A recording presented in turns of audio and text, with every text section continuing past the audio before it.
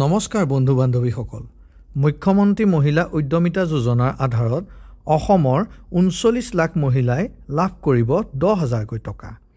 এই টকা লাভ কৰিবৰ বাবে ইতিমধ্যে ফৰ্মসমূহ ফিলআপ হৈ গৈছে কিন্তু ফৰ্ম ফিলআপ কৰিলেই নহব লগত এটা ব্যৱসায়িক পৰিকল্পনা বা বিজনেছ প্ল্যান প্ৰদান কৰিব লাগিব আৰু মূল ফৰ্মখনৰ লগত সেই বিজনেছ প্ল্যানটো গাঁঠি দিব লাগিব আৰু সেই প্ল্যানখন এপ্ৰুভ হলেহে আপুনি লাভ কৰিব 10,000 টকা আৰু এই সকলো ফৰ্ম ফিলআপ কৰি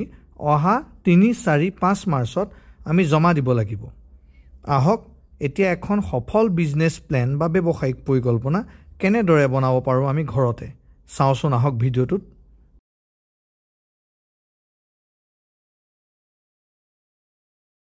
এইখনে হৈছে সেইখন বিজনেছ প্ল্যান বা ব্যৱসায়িক পৰিকল্পনা যিখন ব্যৱসায়িক পৰিকল্পনা ফিলআপ কৰি বা এই বিজনেছ প্ল্যানখন ফিলআপ কৰি আপুনি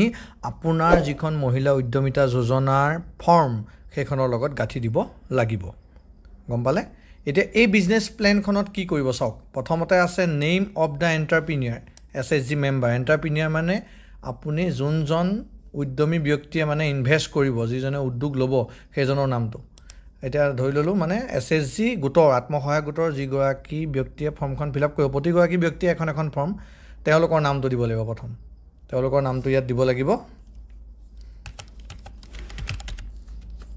এতিয়া আমি দি দিলো আমি দিছো নামটো কবিতা বৰা এটা SSG MIS code SSG MIS কোডটো কোড কেনেকৈ পাব মোৰ নেক্সট ভিডিঅ'ত মই আপোনালোকক দিম বা আপোনালোকে চাই ল'ব পাৰিব তাৰ পৰা এইটো এছএছজি এমআইএছ কোডটো ফিলআপ কৰিব লাগিব আমি 3টা সংখ্যা বা 5টা সংখ্যা ধৰি দিছো তাৰ পাছত আপুনি ফিলআপ কৰিব লাগিব current economic activity current economic activity মানে আপুনি ব্যৱসায়টো কি কৰিব সেই ব্যৱসায়টোৱে একেটা ব্যৱসায়ে আপুনি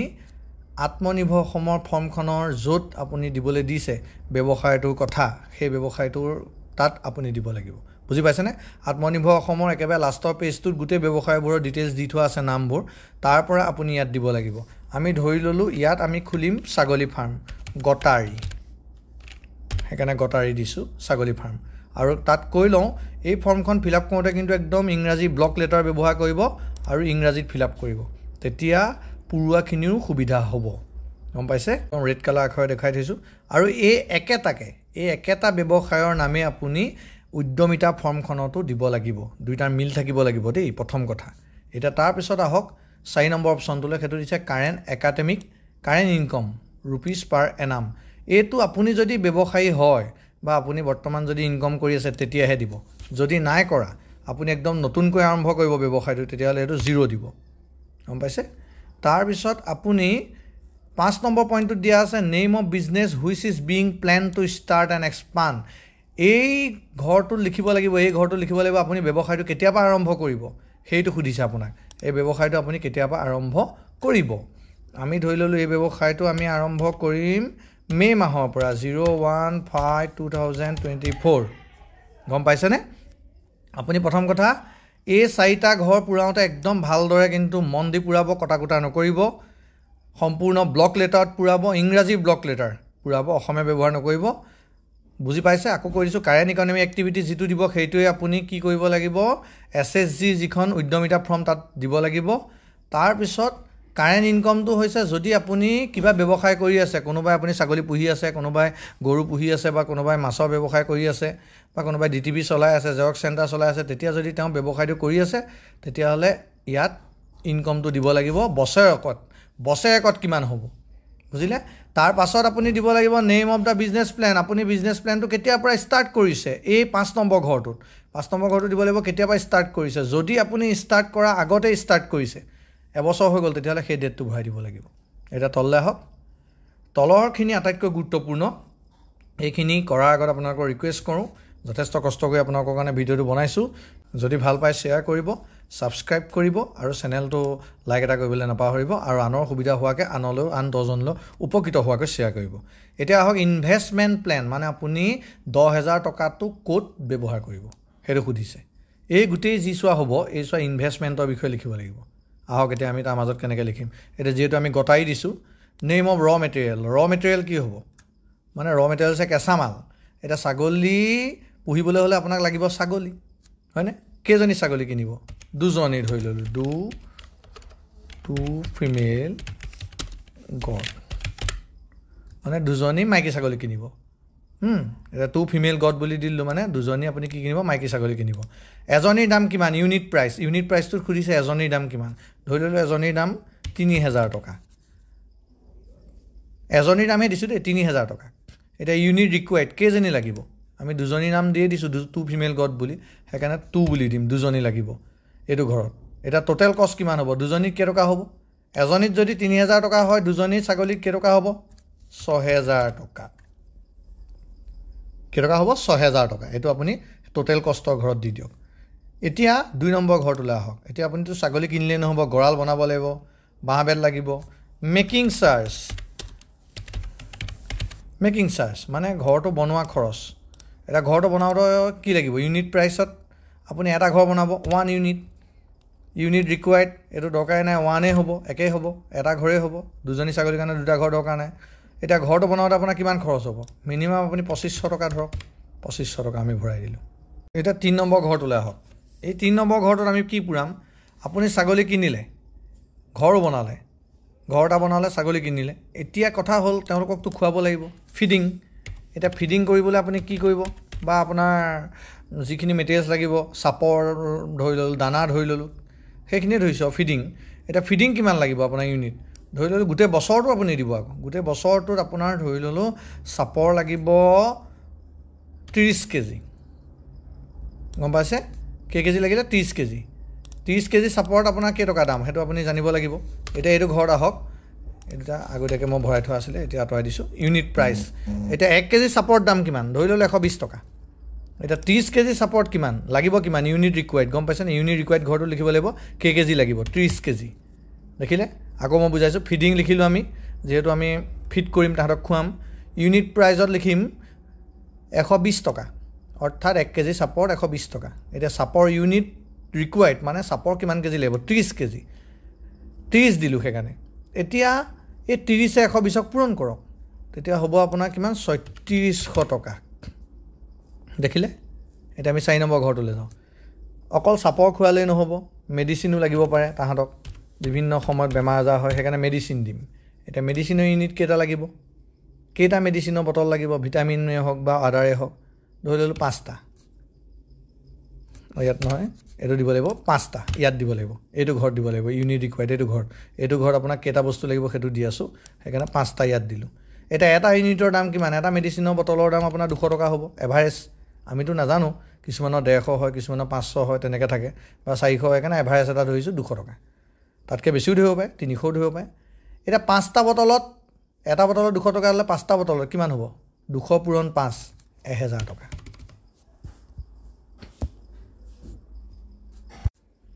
এতিয়া নেক্সট অপশ্যনটোলৈ যাওঁ আৰু যদি কিবা আপুনি খৰচ কৰিবলগীয়া আছে ইয়াত দিব পাৰে এইটো সম্পূৰ্ণ হৈছে এটা ছাগলী কিনিবলৈ 10,000 টকাৰে বনোৱা এটা প্ৰজেক্ট গম পাইছেনে এটা বিজনেছ প্লেন ব্যৱসায়িক পৰিকল্পনা ছাগলী কিনিবৰ কাৰণে বনোৱা এটা ব্যৱসায়িক পৰিকল্পনা যদি অন্য বস্তু কিনে তেতিয়াহ'লে এই বস্তুবোৰ চেঞ্জ হ'ব এইবোৰ আপোনাৰ চেঞ্জ হ'ব ইয়াত ইউনিটো চেঞ্জ হ'ব দামো চেঞ্জ হ'ব গম পাইছেনে প্ৰতিটোৰে বস্তু বেলেগ বেলেগ হ'ব সেইকাৰণে যোনখিনিয়ে বনায় একদম সাৱধানে বনাব নহ'লে জনা মানুহৰ সহায় ল'ব এতিয়া আহোঁ তাৰ পিছলৈ যাওঁ এতিয়া টোটেল কিমান খৰচ হ'ল এতিয়া তলৰ ঘৰটো দিব লাগিব টোটেল খৰচ এই ৬০০০ হ'ল ২৫০০ হ'ল ৩৬০০ হ'ল ১০০০ হ'ল টোটেল কিমান খৰচ হ'ল আপুনি গোটেইকেইটা যোগ কৰি পেলাওক যোগ কৰি পেলাই এই যিটো টোটেল ইনভেষ্টমেণ্টৰ ঘৰ এই ঘৰটো দেখিছেনে এই টোটেল ইনভেষ্টমেণ্টৰ ঘৰটোৰ পোনে পোনে একেবাৰে টোটেল কষ্টৰ যিটো ঘৰ এই ঘৰটো দেখিছেনে এই ঘৰটোত আপুনি দিব লাগিব মুঠ খৰচটো এই গোটেইকেইটা যোগ কৰি মুঠ খৰচটো ইয়াত লিখি দিয়ক আহক আমি গোটেইকেইটা যোগ কৰি লওঁ কিমান হ'ল ৬০০০ টকা তাৰপিছত ২৫০০ তাৰপিছত ৩৬০০ ১০০০ ১৩,১০০ টকা হ'ল ১৩,১০০ টকা এতিয়া আপুনি ভয় নাখাব যে মই ১০,০০০ টকাহে পাম কিন্তু খৰচ ১৩,১০০ হ'ল মানে ৩,১০০ টকা আপোনাৰ নিজৰ ইনভেষ্টমেণ্ট হ'ব আপুনি ১০,০০০ টকাও বনাব পাৰে কিন্তু ১০,০০০ টকাই যে হ'ব তেনে কোনো কথা নাই তাতকৈ বেছিও হ'ব পাৰে ২০-৩০,০০০ হ'ব পাৰে এতিয়া সেইকাৰণে তাৰ অপশ্যনটো তলত দিছে সেইকাৰণে আপুনি ভালদৰে চাই থাকক ফাণ্ড ডিটেইল দেখিছেনে ইয়াত কি দিছে ফাণ্ড ফ্ৰম MMUA মানে মহিলা উদ্যমিতা আঁচনিৰ অধীনত আপোনাক 10,000 দিব সেইকাৰণে 10,000 লিখি থোৱা আছে সেলফ কন্ট্ৰিবিউশন মানে আপুনি কিমান কন্ট্ৰিবিউশন কৰিব আপুনি কিমান কন্ট্ৰিবিউশন কৰিব সেলফ কন্ট্ৰিবিউশন দিছে না সেলফ কন্ট্ৰিবিউশনৰ ঘৰটো আপুনি লিখিব লাগিব এটা যেহেতু 10,000 দিব ইয়াত কিমান ওলাইছে 13,100 অৰ্থাৎ 3,100 টকা আপুনি নিজে কন্ট্ৰিবিউশন কৰিব এটা টোটাল এই টোটাল যেটো ঘৰ ইয়াত আকৌ কি হৈ যাব লাগিব 13,100 এইটো ঘৰ আৰু এইটো ঘৰ মিলি থাকিব লাগিব গম পালে এই দুটা ঘৰ আপুনি মিলি থকাটো অতিকে প্ৰয়োজন এটা তললৈ আহক দেৰি নকৰো তাৰ পাছত আহিব মাৰ্কেটিং এণ্ড সেলস প্ল্যান ইয়াত দিব লাগিব আপুনি এই যে ছাগলী কিনিলে দুজনী ইমানখিনি খৰচ কৰিলে তাৰ পৰা আপুনি কি লাভ পাব চৰকাৰক আপুনি দেখুৱাব লাগিব তেতিয়াই চৰকাৰ বিশ্বাসযোগ্যভাৱে প্ৰতিয়ন হ'ব যে হয় দেই মানুহগৰাকী এই কাৰবাৰটো কৰিলে এনেকুৱা ধৰণৰ লাভ হ'ব তেতিয়াহে আপোনাক পইচাটো দিব গম পাইছেনে পুনৰবাৰ কৈছো ভিডিওটো স্কিপ নকৰাকৈ চাই থাকক এটা বস্তু যদি স্কিপ কৰে আপোনাৰ কাৰণে সমস্যা আহিব এতিয়া এই মাৰ্কেটিং প্ল্যানটোত আপুনি দিব লাগিব প্ৰডাক্ট এটা ছাগলী দুজনী যে কিনিলে তাৰ পৰা কি প্ৰডাক্ট ওলাব ধৰি ললো আপুনি দুজনী ছাগলী কিনিলে তাৰ পৰা দুটা বা চাৰিটা পোৱালি ওলাব হে চাৰিটা পোৱালি আপুনি বিক্ৰী কৰিব প্ৰডাক্টটো হ'ব কি ছাগলী পোৱালিকেইটা যেতিয়া বিক্ৰী কৰিব সেইটো কি হ'ব মাংস হ'ব পাৰে বা মেবি আপুনি বেলেগ ওৰিয়েন্টেডো হ'ব পাৰে কাৰণে আমি মিট বুলিয়ে দিম মিট প্ৰডাকশন হ'ব সেইকাৰণে মানে মাংস প্ৰডাকশন হ'ব সেইকাৰণে আমি প্ৰডাক্টত দিছো কি মিট 2 নম্বৰ দিম ছাগলীৰ পৰা আপুনি কি পায় মিল্ক গাখীৰ পাব পাৰে মিল্ক দেখিলে তাৰ পিছত আপুনি কি পাব পাৰে পোৱালি পাব পাৰে পালো আমি প্ৰডাক্ট মিট পালো মিল্ক পালো আৰু কিট পালো এটা মিট মাংস কিমান কেজি ওলাব পাৰে এই বস্তুটো আপুনি হৈছে এটা ধৰি লোৱা বস্তু এভাৰেজ এটো ওলাবও পাৰে বা তাতকে কম ওলাব পাৰে আপুনি ধৰি ললো দুটা খাসী ছাগলী বা পঠা ছাগলী বিক্ৰী কৰিলে তাৰ পৰা আপুনি মাংস ওলাব পাৰে 6 মাহ বা 3 মাহ লাগে এটা পোৱালি ডাঙৰ হওঁতে তাত আপোনাৰ এটা পোৱালিত ওলাব পাৰে 15 কেজি দুটা পোৱালিত ওলাব পাৰে 30 কেজি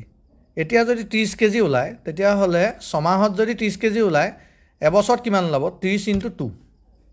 মানে 60 কেজি এটা আমি টোটালটো লিখিম 60 কেজি এতিয়া 60 কেজি মাংসত এভাৰেজ সেল প্ৰাইস আপুনিটো যেহেতু হোলসেলত দিব আপুনি মেইন যেটো দাম হেতু ধৰিব নোৱাৰে দোকানৰ দামটো দোকানত ধৰি ললো 600 টকা আপুনি হোলসেল প্ৰাইসটো ধৰিব লাগিব 400 টকাকে পৰিব তেতিয়া 60 কেজি মাংস ওলালে প্ৰডাকশন ওলালে কেজি দি থৈছে দিছেনে 60 কেজি ওলালে আৰু 400 টকাকে যদি আপুনি হোলসেল প্ৰাইস ধৰে তেতিয়া হলে আপোনাৰ লাভ হ'ব কিমান 6 4 * 24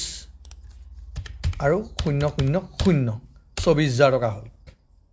গম পালে এটো জাস্ট দুটা পোৱালি বিক্ৰী কৰাৰ কথা কোৱা হৈছে যদি চাৰিটা পোৱালি হয় তেতিয়া ইয়াৰ পৰিমাণ বাঢ়ি যাব 60 পৰা আপোনাৰ 100 200 কেজিও হ'বগে 100 150 কেজিও হ'বগে পাৰে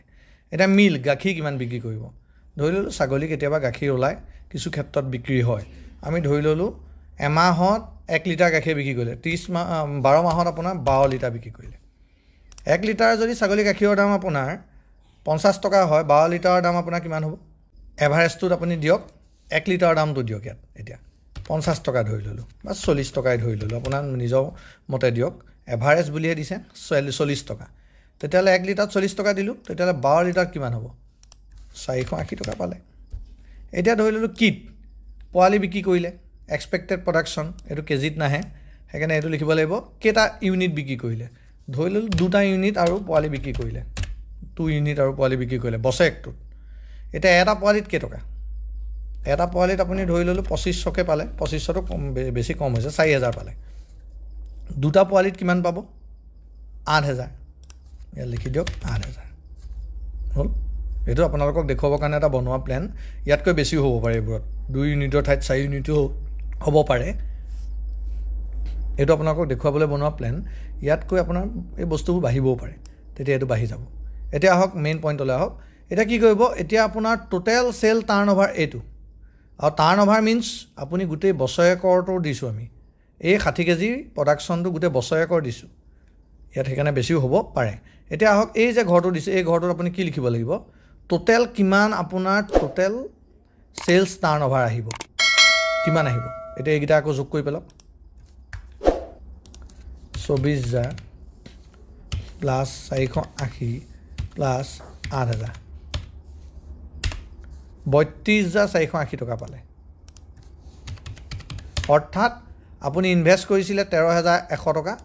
আৰু আপোনাৰ এষ্টিমেটেড টাৰ্ণঅভাৰ হ'ল মানে বছৰেকত আপুনি ধৰি লোৱা ইনকম হ'ল ৩২,৪৮০ টকা আৰু এই ৩২,৪৮০ টকাটো ক'ত লিখিব লাগিব এই ঘৰটোত এক্সপেক্টেড এডিশ্যনেল ইনকম পাৰ ইয়েৰ ৩২,৪৮০ টকা দেখিছেনে আমি এইটো দি দিলোঁ এইটো কাটি দিওঁ ওপৰটো এইটোৱে হৈছে গোটেই প্ৰজেক্টটোৰ মেইন যিটো থিম এইখিনিলৈকে আপোনালোকে জানিবলগীয়া আছে আৰু এইখিনিলৈকে আপোনালোকে বুজিবলগীয়া আছে